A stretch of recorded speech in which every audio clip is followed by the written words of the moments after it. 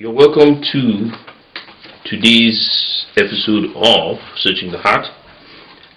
Um, Today we're going to be considering something again, which is a very peculiar topic. And this topic is centered around human life and happiness.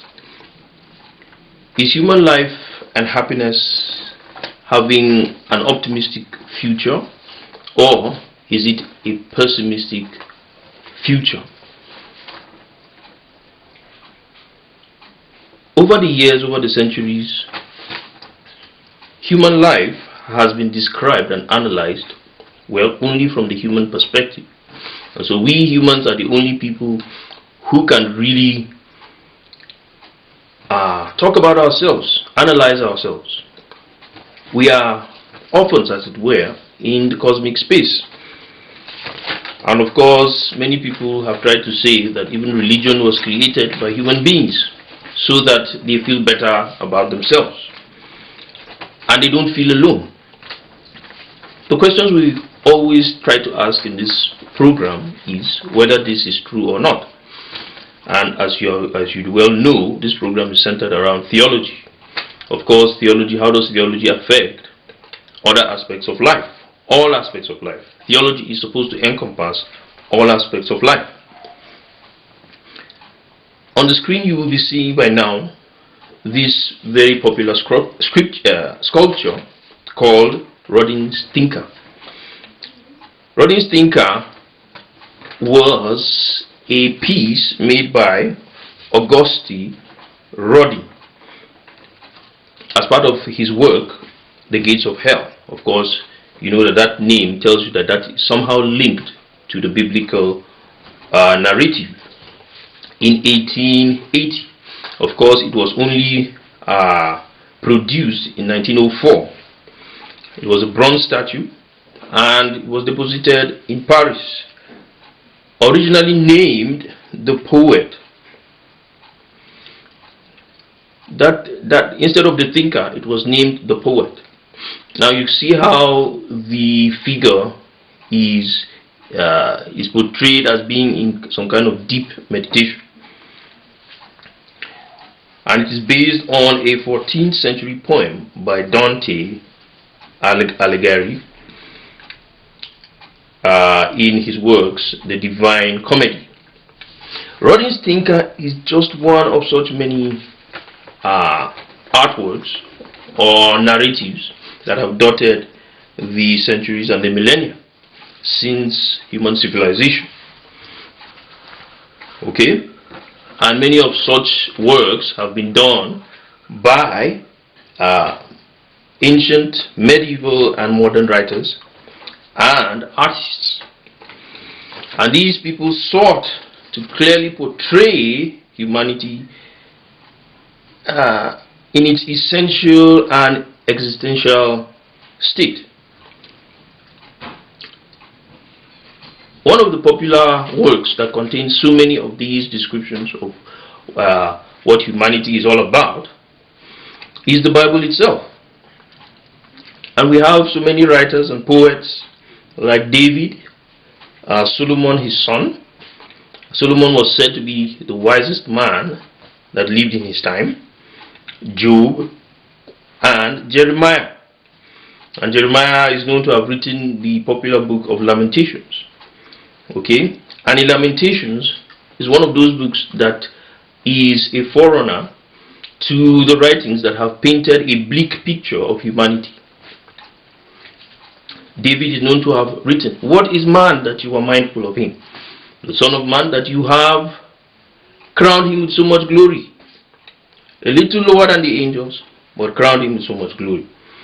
Now that is a semi-pessimistic, semi-optimistic view of human life and happiness.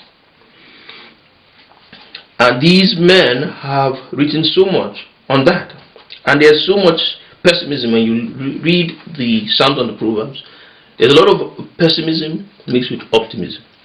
So don't listen to all those who tell you that it's all optimism. But some people prefer to neglect the pessimism and focus on the optimism, which is not bad. But this is what we see in the Bible. Solomon himself is known as a very deep thinker and a very deep philosopher. And after these biblical writers,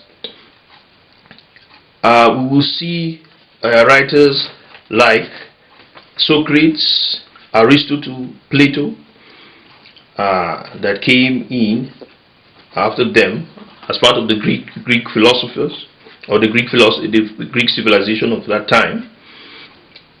And there are modern writers and poets like Shakespeare, who stood out during his time, and of course Rodin himself, who tried to portray the works of other poets. These artists use poetry and songs and drama to communicate their messages to the world. One common thing between them was the fact that sometimes such messages were sober and reflective, like I have said already.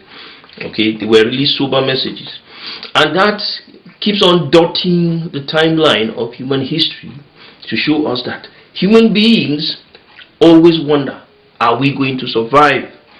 Is all well with us?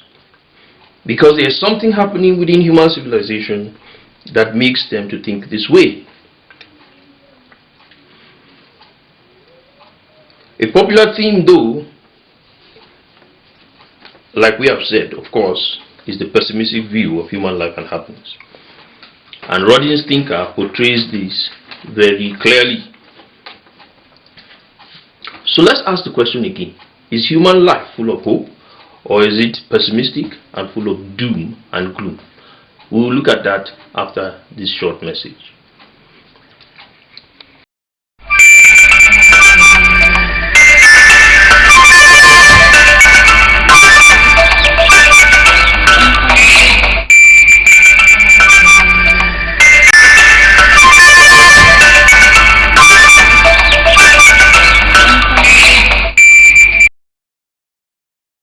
Number one, we'll be looking at a few points here, and I think I have gathered quite a few of them, up to about 8 points. And number one point, in considering this concept historically, whether human life is full of hope or is it pessimistic and full of doom and gloom.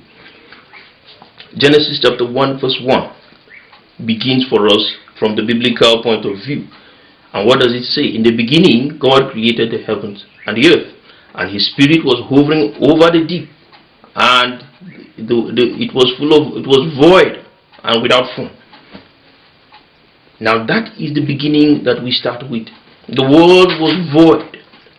God was the only living being, and he was hovering over in empty space, and it was dark without form and void until he said, "Let there be light." Of course, and that signaled the beginning of the world, what some people will call the Big Bang. But they say that the Big Bang was, on its own, since they do not know God himself. But this is the narrative of the Bible. And then it continues in chapter 6 of Genesis. After creating the world and creating human beings, the point came where God regretted. He regretted creating human beings. He regretted that he ever made man in Genesis 6 verse 6. So these two scriptures, amid all the beautiful creation that was made, shows a pessimistic view of human life and happiness. Number two, this God who created, still from the Bible, this God who created human beings had a relationship with a particular group of them. After he did all he could to rescue the civilization he had created, he decided to pick a few people and to work with them. In this case, the Jews, in their own writings in the Bible. And this relationship, as evidenced by the writings of Jeremiah, David and of Solomon was dotted by a lot of low points. Okay, there were a lot of low points, and many times he regretted and he wanted to destroy his people. Even in the Genesis narrative, Exodus, Deuteronomy, and all those books of the Torah. Number 3 is the Greek philosophers, as we have mentioned. And Greek philosophy gives us a very, very important foundation to understand this topic we're talking about. From the human point of view. Remember, we're talking about human life and happiness from the human perspective, as portrayed from the observers historically. There are very few books we look at and we will see a very optimistic description of human civilization. Well, one or two places, like when God finished creating the world, he said it was good and the garden was beautiful. But again, following that, we see regret being mentioned. You know, we see times when God wanted to destroy the earth. Again, and Greek philosophy gives us a very good perspective on this. And Greek philosophy believes that all flesh is evil and that an evil deity created it in rebellion. Okay? Anything physical is not good as far as Greek philosophy is concerned, and is a result of an evil deity who is being punished by the greater deity. Okay? So this is the belief in Greek philosophy. Number 4, of course, it is a pivotal belief in Gnostic ideology. The Gnostics were known to have such beliefs, even within the Christian church.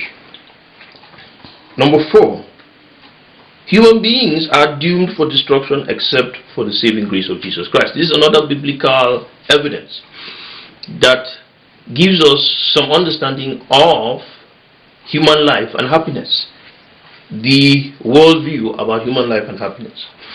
It says what? Human beings are doomed for destruction except for the saving grace of Jesus Christ. So Jesus had to come and die in that gruesome way on the cross to save us from ourselves, to save us from the prevailing evil that surrounds us. That in itself is evidence of this. Number 5. There was a man named Irenaeus. He was known as a church father. Now, Irenaeus developed a doctrine of recapitulation. Now, the word itself, recapitulation, says something. Capitulation. Somebody is capitulating. What was being resisted that had to stop. Somebody stopped resisting something, and the doctrine stipulates that God stopped resisting life. And this is also very well linked to the Greek philosophy of the Gnostics. God stopped resisting life. Life is a peculiar thing in the world. Now this is very important. It takes a lot of reading to understand this, and a lot of experience also. But I'm just going to summarize it briefly today. The doctrine stipulates that life is being resisted on a universal scale. And the astronauts discovered this when they went to the moon.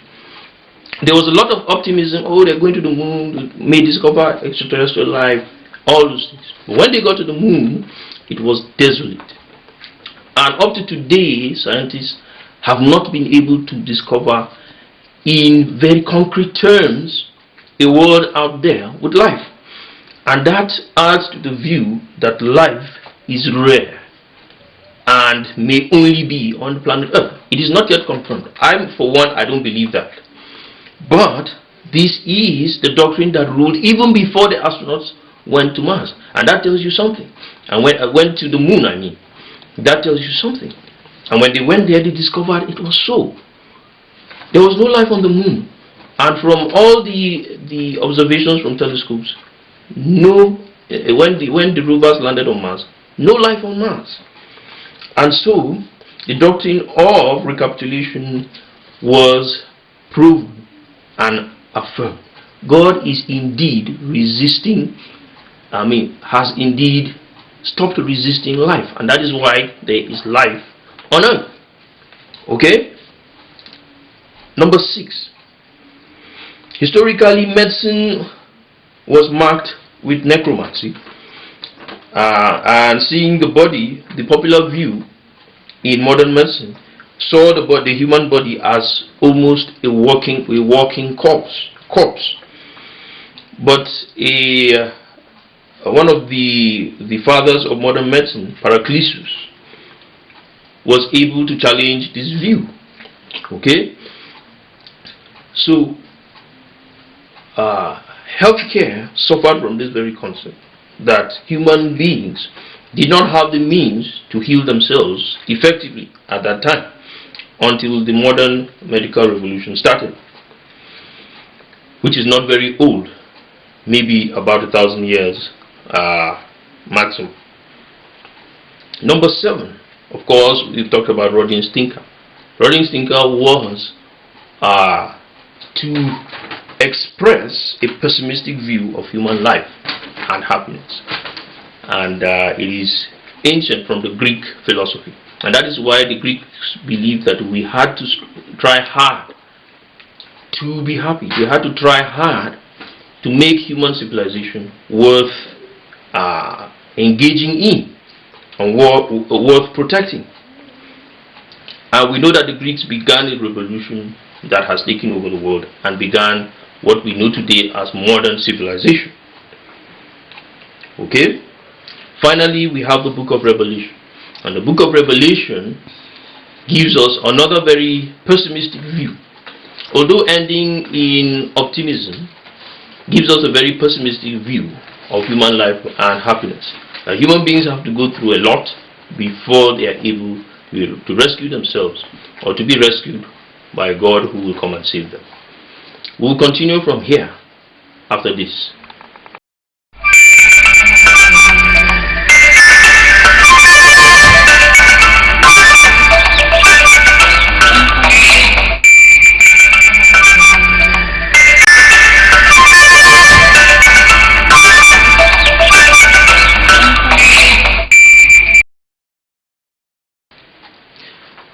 We are back.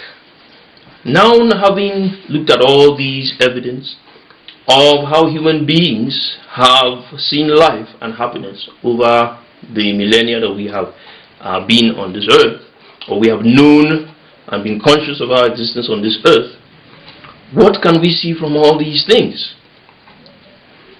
First of all, the evidence, the proofs that have come in since 1969 of the vast knowledge available to the Greeks, to the Jews, and so many other civilizations that have written down about human beings before that time. What can we say about this? I'm going to add a few things to this discovery. More insight into this discovery. When you look at the earth, you discover that 70% of the earth is water. And that means only 30% is land mass available for human habitation. Even that 30%, you find that a lot of it is desert, inhospitable to human habitation. Okay? So human beings, well, I'm trying to limit myself to human beings, not all the other creatures. Of course, the sea is abundant with a lot of life. The desert too has wildlife in it, forests. But human beings, we're talking about human beings. Is human life optimistic, or is it pessimistic? Does it have a good future or a negative future? This is the question we are asking. And over human history, you will discover that there has been so much war and suffering. Human beings. Modern civilization is only about 500 to 1,000 years old. And before then, human life is marked with so much suffering, so much war, so much genocide. Human beings did not consider one another worthy of life. This is the popular historical evidence that is available to us. The modern stability that we are having now, in fact, only surfaced in 1945. It's only about 70 plus years when the United Nations was formed. This is the first time that humans all over the world agreed and said, we will live in peace. Before then, human cooperation has only been enforced through war and violence. And so this optimism, it is our generation is one of the few generations that has had this optimism shared all over the world, of one human civilization, one destiny for all human beings, one progressive destiny for all human beings. Of course, I have mentioned the amount of real estate available for human beings. We have only 30% of the world to live on. In fact, a lot of that also is reclaimed from the sea. When you go to a lot of European nations, a lot of nations in the West Indies, they practically reclaim the land from the sea, because there's so much competition for the arid land, so much competition for real estate. And then looking at the bigger picture, the Earth is one of the smallest planets within the 9 or more planets in the solar system. Of course, some people say only 8, but others believe that there might be more than 8 planets. Of course, Pluto is not a planet now. But the Earth is just one out of all the 9 planets in the solar system, and it's one of the smallest that can harbor life. And of course, the dream for many people is to increase that real estate by taking human beings to the moon and to Mars. Some are even talking about Venus. But this shows you that the theory of recapitulation birthed from the background of the cosmos resisting life itself is a very valid understanding of life. And we must understand that human civilization is indeed fragile. This has been the understanding for centuries and centuries, and it will not stop in our time. Even though we live in a time when human civilization has prospered and has progressed beyond our imaginations. This understanding will help us not to sit on our oars, but to each and every one of us as human beings contribute to saving human civilization. This was the purpose of the coming of Christ, and it does not stop with us. Just because we understand Christ as a spirit being who came in physical form and is embarking on spiritual salvation, does not mean we will limit our scope to that. We must understand what he really is doing. We must understand his program. If indeed there is a force resisting life, and God decided to create life, as small as it is, as inconsequential in the greater scheme of the universe it is, why did he decide to create this life? Do we go with the Greeks who say that it was a mistake? Or do we believe in what Christ did? That he actually left his glorious throne in that perfect world in the spirit realm and came down to save this very inconsequential piece of real estate and the people in it. This is something we need to look at. And that is why, as compared to being anything in this world, I would never regret being a Christian, because this is what Christianity stands for. And whether you are fighting against climate change to protect the earth, or you are fighting against poverty to help people to live their lives on earth with less regret and less suffering, or keeping the peace on earth, make sure people do not kill themselves as it is popular.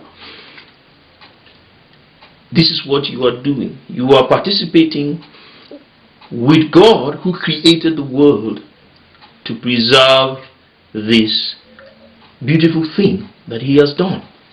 And that is why Genesis said, after the creation, he looked at what he created and he said, he saw that it was good.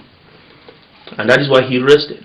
Why didn't he continue to create, to move to the moon and to Mars? Because some people believe that it is a divine experiment, and if it succeeds, he will continue and he will populate it. And this is the prophecy that is given in Revelation chapter 21, that he will come and he will dwell with human beings, and the civilization will blossom, because every life will be from him, and there will be no more suffering, no more war, no more crying, no more suffering. So this is what we hope for. And though human life is marked by pessimism, human history has been marked by pessimism. Of course, we see a lot of it in the society we live in today. People hate one another. People do everything in their power to make life difficult for one another. There is too much dependence on the original creators or pioneers of technology and human civilization. Nobody wants to take responsibility for the earth, whether to protect it or to protect human life. There is so much dependence on the few innovators, on the few people who believe that their ideas can bring peace. Nobody wants to work hard. Look at the rate of immigration today, migration. Because there is struggle for scarce resources in the small places that we have. Many people are forced out of their homes to seek shelter elsewhere, because they will not be allowed to live in peace where they are. This is all the signs that we need to look at to know that human life and happiness is threatened, is under a very great threat. The Bible calls this threat sin, and attributes it to one person, Satan the devil. Yet you don't have to see it this way. Even if you don't believe in this thing, just open your eyes, and when you look at history, when you look at what is going on, you will see the truth behind this thing. So yes, my conclusion today in this video is that yes, history proves that human life and happiness is under a lot of threat and has a pessimistic pessimistic future attached to it. Yet there is also an optimistic view about this, and this view is gotten from the Bible. And when we study it and we apply it, we become partners in bringing this great future that is being prophesied, that is being forecasted, to reality.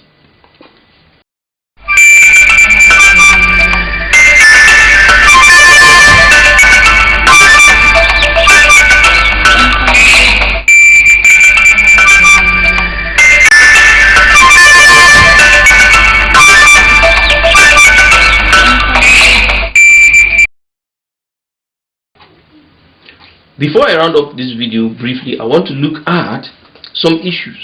Believe it or not, no matter how you try, you will not succeed if you do not know and understand the reality of the forces that actually are resisting life. This is the question that we will all ask, and we all want to know. So what is really resisting life? Is it the forces of science? The forces of existence that are governed by the laws of science? Of course, they will show themselves in that. When you study science, you will really see a lot of that. The earth cannot have a life without its magnetic field to protect the atmosphere, without water, without being in a habitable zone. The Bible discusses this, yet through science we actually can put this in practical figures. And without science, human life is far more pessimistic than with science. So science is a path to helping to solve the problems of the world. Yet, there are other forces that can bring science to its knees, as we see every day. And if we do not know these forces, we may get frustrated, like many scientists have done.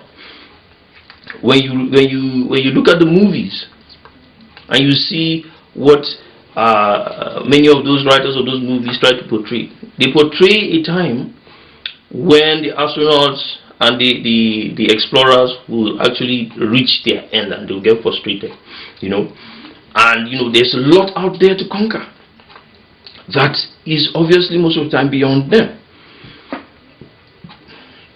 The light year theory reveals the total ineptitude of human beings in reaching Alpha Centauri.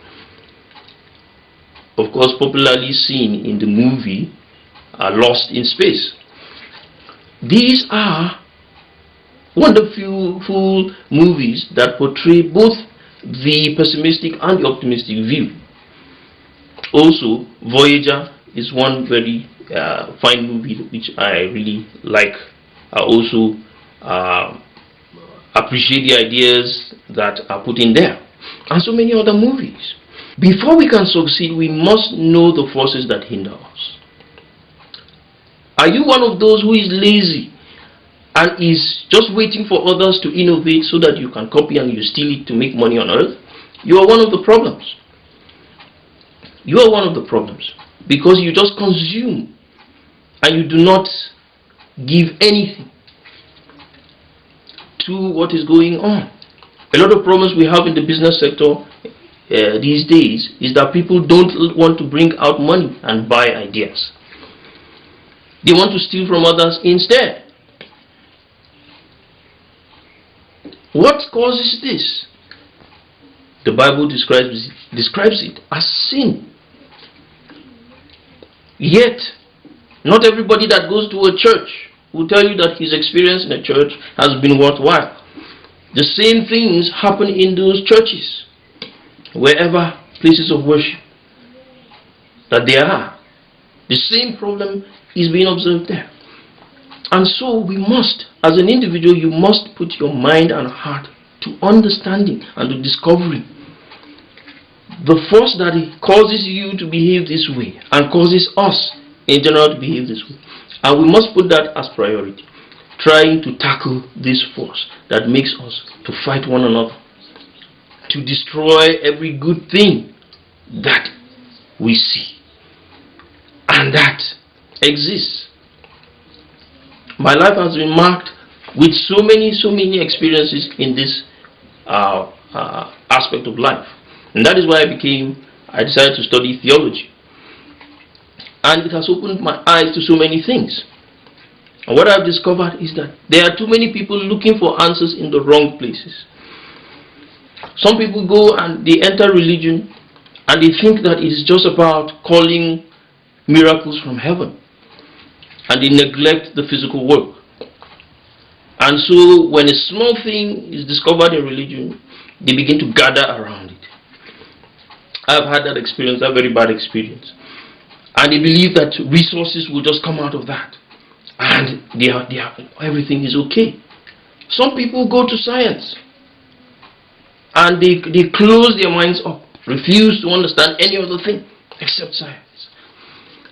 And so it is actually for us as individuals to look into our own personal lives and to check and see, how do I grow from day to day? How do I understand life better from day to day? And I've discovered that the secret is in reading books.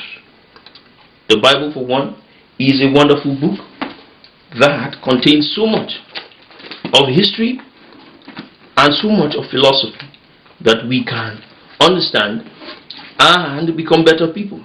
And there are so many other books written by people like Shakespeare, written by people like Aristotle, like Socrates, written by church fathers like Irenaeus. Isaac Newton was a church father. He was also a great scientist. Galileo. All these people help us to understand how we can make life better, how we can contribute our little quota to achieving God's will for human beings and for us as individuals. And we'll be able to see what David himself saw. And he said, what is man that you are mindful of him? The Son of Man. That you have made him just a little lower than the angels, but crowned him with so much glory and power. I am David Dunji Chinke for you today in Searching the Heart.